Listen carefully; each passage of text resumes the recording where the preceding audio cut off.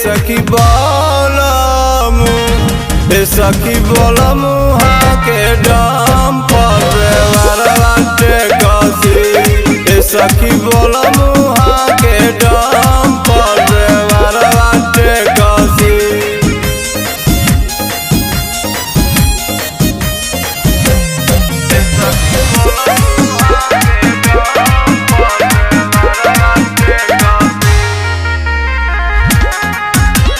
सैया से अधिका देवरत माने घूम खियाव कर माजा हो टैक्सी में लेके हमके घुमावस माने ले बेंदा जाओ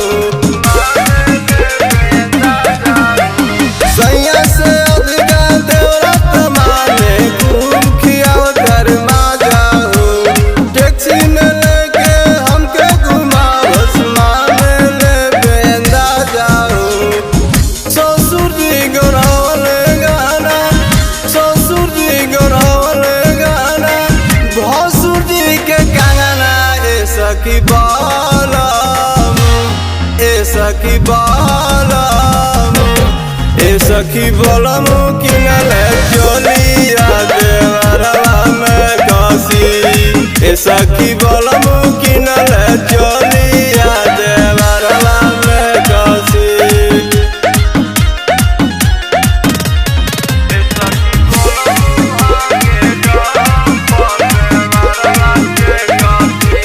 देखे न ठोकर बीरे कर फनावे मारे बीरे कचा कच हो लोगे सटा के हम बैठावे देह में मारे टचा टच हो देखे न ठोकर बीरे कर फनावे मारे बीरे कचा कच हो लोगे सटा के हम बैठावे देह में मारे टचा टच हो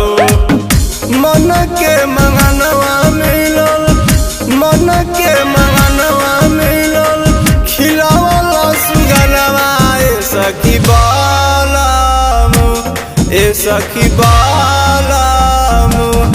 ए सखी बोलमु हमार देखे में लागस से कसी ए सखी बोलमु हमार देखे में लागस से कसी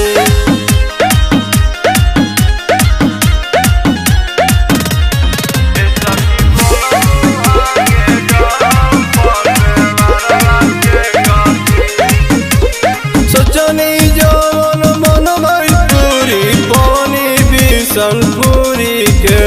देवर मिलन जोटा के जैसन भक्ति भाव मंजूरी के सोचनी जवन मन भैपुरी पवनी बिशनपुरी के देवर मिलन जोटा के जैसन भक्ति भाव मंजूरी के पिक्चर सिनेमा देखे पिक्चर सिनेमा देखे लेके जाला देवरा ए सखी बोलमु ए सखी बोलमु ए सखी बोलमु हमार होटल में पियास पे पसी ए सखी बोलमु हमार